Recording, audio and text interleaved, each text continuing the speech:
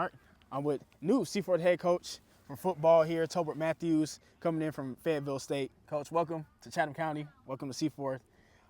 Just first question before we start walking on the 100 yards down the field as we talk.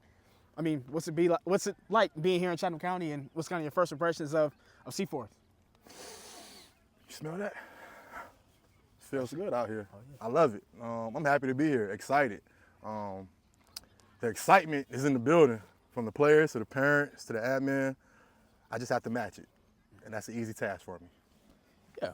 So, yeah, like you said in your presentation with the parents, you have plenty of coaching experience on the college level and here in North Carolina on the high school level as well. Mm-hmm. So, coming from the college level, what kind of attracted you to the Seaforth opportunity? Oh, man. Well, when I was at Willow Spring, I believe my first game was coming over here to Seaforth. I can't recall if that was I think it actually was JV game. It was a JV game. Varsity staff, we came over to support. You know, pulling into the school, you're like, what is this? This school is huge. And then you get rolling around and you see the facilities and the fields. You're like, man, they got it going on over here. And then you actually get behind the stadium and you see they got baseball batting cage under the stadium. Who does that? So I'm like, this is a special place. This place is very, very special. It can be special. And funny thing, I can remember sitting right there in that box, all the way to the left there, and I was like, hey, it won't be a bad school to be at. This would not be a bad school to be at. And once I seen the job come open, even though I'm on the collegiate level, you know what I mean, it's always been a goal of mine to lead my own program, be the head man. I've always been the man behind the head man, the right-hand man. I felt like it's been time for me to run my own thing and be my own show. And when I saw the opportunity at Seaforth, I knew it was God talking to me. He was like, it's your time. I've applied for a head coach job before. I didn't get it, but I got this one. So it was my time, his time, and it's the right time. Right. And this is your first head coaching position, like we said, and at Seaforth, they haven't made the playoffs in their 3 varsity years. I think 4 and 6 last year. So, and they had some improvements, from the first few years to last year, but just couldn't get, the wins they were really looking forward to. So you get to come in, reset the culture, kind of come in and get the opportunity to have the first kind of taste of success here at Seaforth. What does that kind of mean to you, and how excited are you for that opportunity? Oh, man. It's exciting. At the same time, being honest, it's scary. And it's only scary because I know what I can do and I know what I want to do. And I want to give it my all, and I want to make the Seaforth football program one of the best in the country. And if I fail to do that, it sucks. That's the scary part. But on the other hand, it's like, look at all that I have, the resources, the support, the players. If I'm not successful here, it's nobody's fault but my own. And I can get it done. That's why they see me. That's how I see it. And that's how it will be done. Yeah, and you explained it to the parents and the players just a couple minutes ago here at the meeting. What kind of brand of football do you kind of hope to bring to Seaforth? Oh, man. My demeanor is who I am. I can only be who I am. Anyone that knows me, I'm an aggressive guy. I've been that way since a youngin'. That's not going to change. I know I'm on the high school level, so it'll dial back a bit, but we're going to be an aggressive, running football team. That's the only way I can put it. We're going to be aggressive. When we step on the field, they're going to know when they play Seaforth. When those guys go back in that locker room, they're going to know, hey, that was a game, because we're going to come. We're bringing it the whole way, all 4 quarters. There's no easy route. I'm an old school football guy. I came from the old school. From my first coach at Delaware State, Al Levan, won the championship with him, to to Waverly Tiller over at Elizabeth City. I mean, coach is a championship winning coach. All the way here now to Richard Hayes over here at Fayetteville State. I've been surrounded by old school winning coaches. So I've learned it the right way. And I would feel disappointed if I let them down, because I know they taught me the right way. I've seen it done. And I will get it done here at Seaforth the way I know how, the way I've learned. Yeah, and just to add on to that, I mean, speaking to your experience as a college player at a high level, coaching at a high level, what's some of the biggest things that you've learned from those experiences that you want to bring to Seaforth and take on this opportunity to make this as your own? The biggest thing is, man, in this football game, whether it's on the high school level or the collegiate level, you have to be a dog. And people have many different aspects or sayings of what a dog really means, but at the end of the day, a dog is someone who's disciplined, attentive, right? Got to be a disciplined, attentive guy, right? You got to be willing. And when you're willing, you got to be a go-getter. You got to be that guy that will do any and everything that's needed. Hey, coach, it's 4th and 1. I need you to go in there and run that ball. It's 4th and 1. I need you to be right tackle right now because I know you can move that guy out the way. Yes, coach, I got you, coach. Anything, coach. Hey, man, I need you to get that guy out the way right there. He's stopping us from scoring. Go knock his head off. I got you, coach. It's those things like that. I just need a dog, someone who's disciplined, attentive, willing, and a go-getter. You give me that, guys, and we good to go. Yeah, and me and Gene, we've seen this football team the past 2 seasons. They got some really good players here, really talented players, and you got a chance to meet some of them tonight. Absolutely. I see you interacting with some of them on X with some of their posts. I saw you interacting with Duncan. So, kind of, what are some of your impressions of the players you got coming in, and how excited are you to kind of build that connection with them? Man, I don't need a guy that's played football their whole life.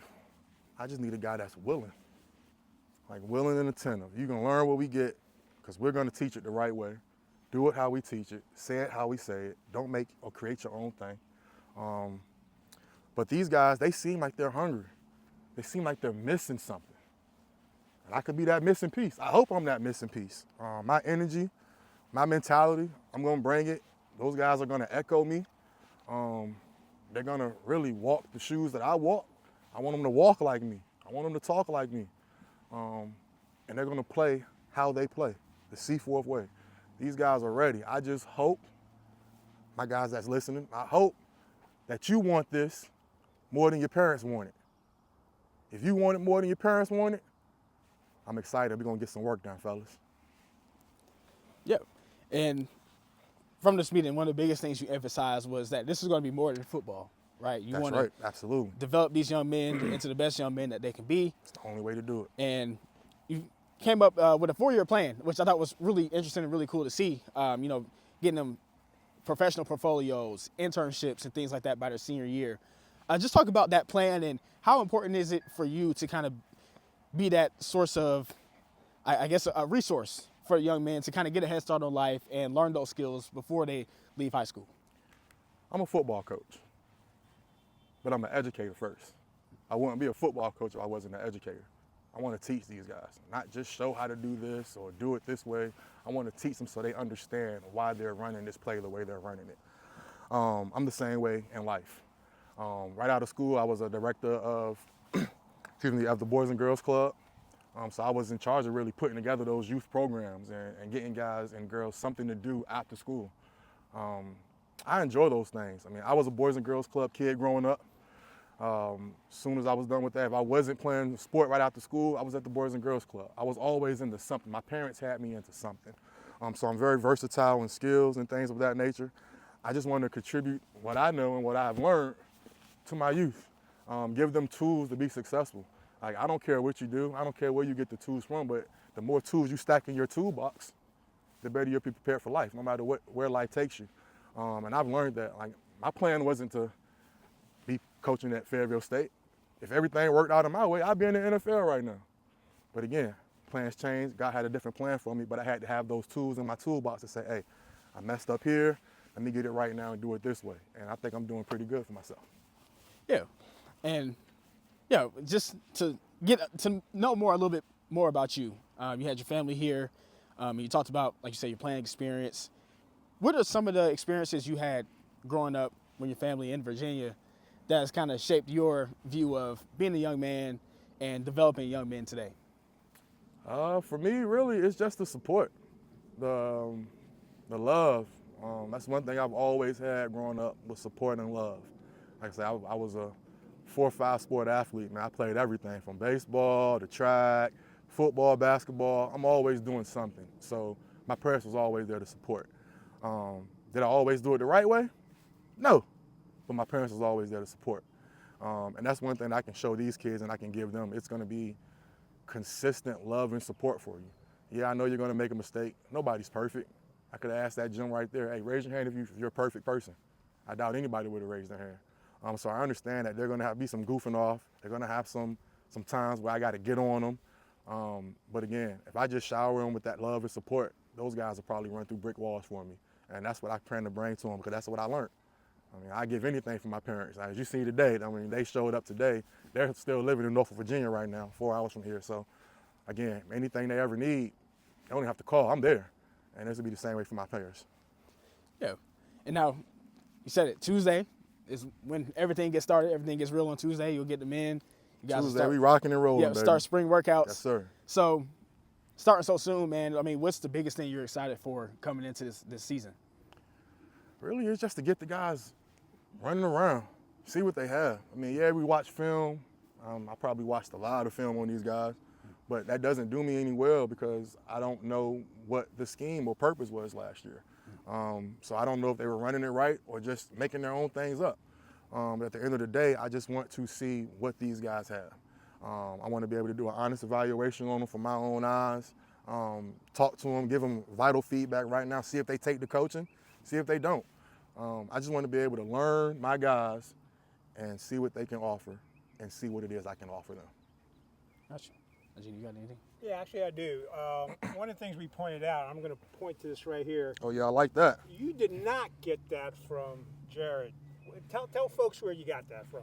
I had to get that song on myself. You know, I think I'm a swaggy guy. I like a little swag. I like to be fly a little bit. So I'm probably going to always have some nice gear. And that's what I want my players to have. I mean, just like I say, when we show up off the bus and we step off the bus, everyone's going to know that's Seaforth football. That's what I want to bring. Just looking nice, doing it the right way. All right. Asheebo here played high school football. He remembers his favorite high school memory. What's your favorite high school sports memory? Favorite high school sports memory. All right, let's see.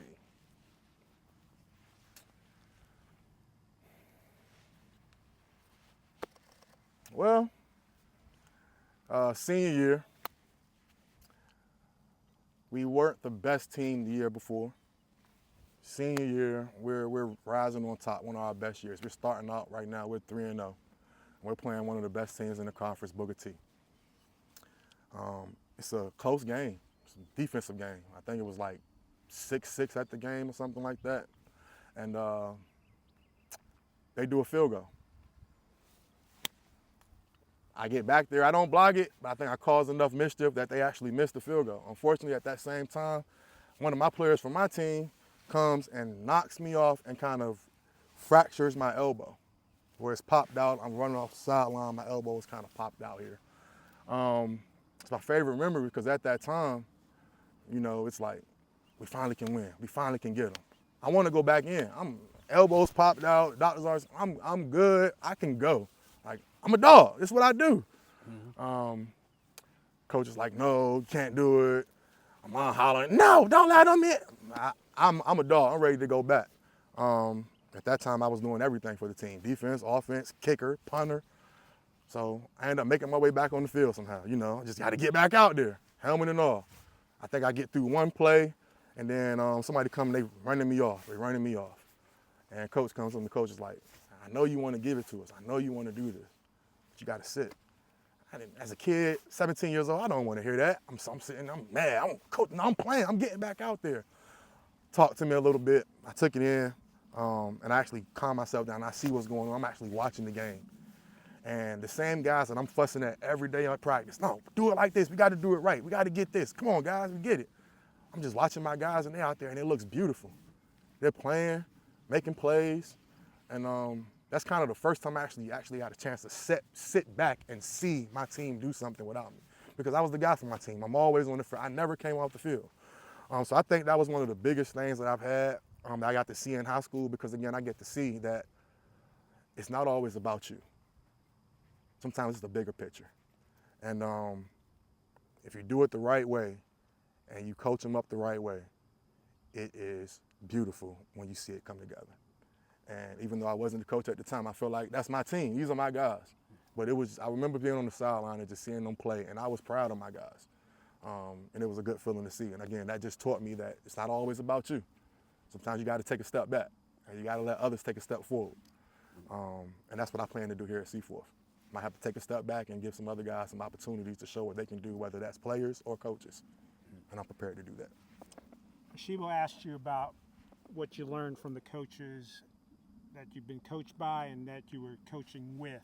My question has to do with what was some of your best memories as a coach, or what was the biggest impact you had on one of your players as a coach? I want to say it was off the field. It was off the field. I had a young man a couple of years ago back. He lost his mom in the year, and I believe he lost his brother in a car accident the same year. So he was going through it. He was struggling, feeling like he just didn't want to continue. Football was his love, but he could not give the time to football at the time. And he was struggling with some things, and again, it was me just being there for him. I mean, it was times where I would go over to his place, or he would come to me, and we just sit there, we're playing the game.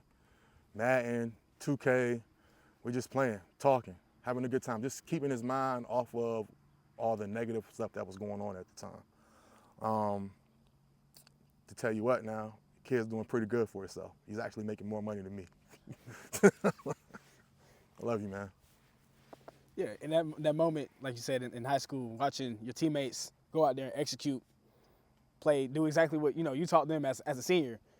Is that kind of one of the biggest moments where you kind of said, hey, maybe I could try coaching? And Nah. No? Okay. Nah, man. I'm gonna tell you the truth, man. I wanted to play in the NFL. I didn't think I was gonna do anything else. I wasn't gonna be a McDonald's worker. I wasn't working at a car dealership. I'm gonna play in the NFL. That was my dream. That was my goal. That's what I saw. I mean, there's a lot of kids. That's what they see. That didn't happen. I wasn't good enough. I didn't make it. So I didn't really start thinking of a plan, which I told my guys, until after I graduated. And that's what I want to help my guys. That's the scary part, transitioning, especially from something that you love to do to something that you might not love as much. Like I told those guys, if you don't have a plan before you finish football, then once you finish, you're going to try to measure everything up to football, and it will never get there. It's going to always be a lopsided balance. So I had to learn that. And yeah, it's just one of those things where you have to know where you want to go in life before that time comes. And I want to show my guys how to get there. So those are things that we're going to work on. Gotcha. Yeah, and to kind of build on that, like you said, outside of football, these guys got to find themselves, right? So for you, Coach, what's Coach Matthews like outside of football, man? What's biggest hobbies? What you like to do in your free time? Man, you saw that little girl, Journey, 4-year-old Journey. That's Coach Matthews' life after school. It's Journey. It's Journey, Journey, Journey. That little girl, she's in swimming, soccer, dance, theater. Who has theater for 4-year-olds? She's in theater. My little angel, she does it all. So she's all of my time. And then, I have my beautiful wife. She's a marketer, reader, and a writer. You guys can catch some of her pieces. She loves to write. So if I'm not reading her articles, playing with Journey, get some alone time for Coach, I'm watching football. She's going to tell you, he's football, he's watching football, he's coaching, he's doing something football. I'm always on YouTube, man. I love to just watch new things and learn new things. I like to see things. And I still game today. I get on the game and play some college football. Okay. UCF is my team if you want to play me, guys. But I get on to play, man. I like to have a little fun. I'm a serious guy, but I'm very fun, and my guys will learn that quick. Gotcha. How'd you and your wife decide on your daughter's name? Oh, that's all my wife. I'm not going to take any credit, because if I say anything about it was me, she's going to be on my head. But it was all her. I had no say-so. She came and said it was going to be Journey. Well, Journey it is. No argument there. All right, you said you got that S. Now, who sewed that S on for you? Who sewed the S on for me? It's a shop in Holly Springs. Oh, okay. Yeah, it's a shop in Holly Springs. Actually, they were pretty quick. I went to Town Hall Burger Bar and got me a good lunch, a burger. And before I was done eating the burger, they was calling me, say, it's done. I came over there, picked it right up. It's really cool. Yeah. Shane, I don't think I have anything else for Coach. Actually, I do have one question, because I'm a believer as well. And you've mentioned God several times. So what role does God play in your life? He's the one I do it for. He put me here in this world, gave me the life, creates the opportunities for me, and I just want to honor his name and doing the right thing, teaching my guys to do the right thing, just being a man of God and leading the right way. That's all it is to it. It doesn't matter what you believe in, it doesn't matter your faith. I just want to do it the right way. All right. Well, Gene, if you don't have anything else, I think we've asked no questions for Coach Matthews. Coach, thank you for joining us. I appreciate this time. you, man. And it's a pleasure meeting you and getting to see you out here in this community. And we're looking forward to what you can do with Seaforth football coming in 2025. Same here, man. So this is the first time we did 100 yards. That's 100 yards with Coach Matthews. Yeah, this is my first time. First time. First time, Yeah, man. there's going to be a lot of firsts around here. We're going to shake it up a little bit, bring some swag, do some things, some excitement around here for Seaforth. So I appreciate you being out here. I appreciate you covering it. And I look forward to working with you throughout the years. Same All to right? you. Same with you, Jim. All right. Appreciate you, man. Thank you.